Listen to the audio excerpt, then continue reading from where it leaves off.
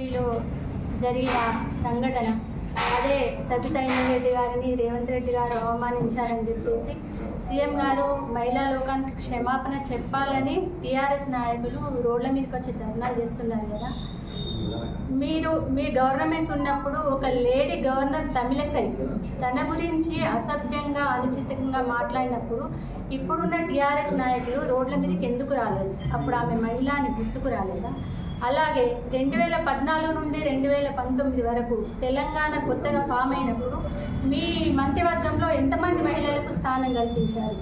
తర్వాత 2019లో సబితా ఇంద్రారెడ్డి గారిని మంత్రి చేసినప్పటికీ కూడా తనను డమ్మీ చేస్తూ మీరే పరిపాలన కొనసాగించారు.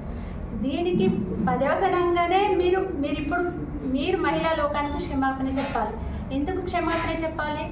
సీఎం గారు ఏమన్నారు? అక్క అని మాత్రమే సంబోధించారు తప్పించి కౌశిక్ రెడ్డి గారు సీతక్క గురించి ఏకవచనంతో మాట్లాడినట్టు అన్నగారైతే రేవంత్ అన్న గారైతే మహిళల గురించి అసభ్యంగా మాట్లాడలేదు. అక్క మీరు మోసపోతున్నారు అని వాళ్ళకి చెప్పారే తప్పించి అనుచితమైన వ్యాఖ్యలు కూడా ఏనాడు చేసినట్లేదు. ఎందుకు క్షమాపణ చెప్పాలండి? రేవంత్ రెడ్డి గారు కానీ కాంగ్రెస్ పార్టీ అని ఎందుకు క్షమాపణ చెప్పాలి? ఆడవాళ్ళ కోసం పథకాలు ప్రవేశపెడుతున్నందుకు క్షమాపణ చెప్పాలా? బస్సు ప్రయాణం ఉచితంగా ఇచ్చినందుకు క్షమాపణ చెప్పాలా?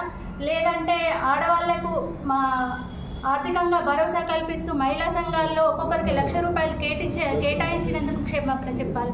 ఎవరికి చెప్పాలండి? బీఆర్ఎస్ నాయకులు ఒకటి ఆలోచించాలి. ఇప్పుడు మీరు మహిళలు కూడా రోడ్ల మీదకి వచ్చి ధర్నాలు చేస్తున్నారు కదా, మీరు చెప్పండి.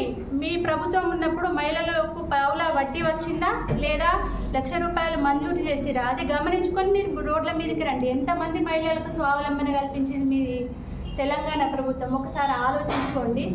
మీరు ఏంటి అని అంటే ఇప్పుడు కాంగ్రెస్ గవర్నమెంట్ వచ్చిన తర్వాత ఉనికెక్కడ కోల్పోతుందో అని చెప్పేసి మిమ్మల్ని మీరు జనాలు గుర్తించుకోవాలని చెప్పేసి రోడ్ల మీదకి వచ్చి ధర్నాలు చేస్తున్నారే తప్పించి ఈ ధర్నాలతోటి ఎట్లాంటి ప్రయోజనం లేదు.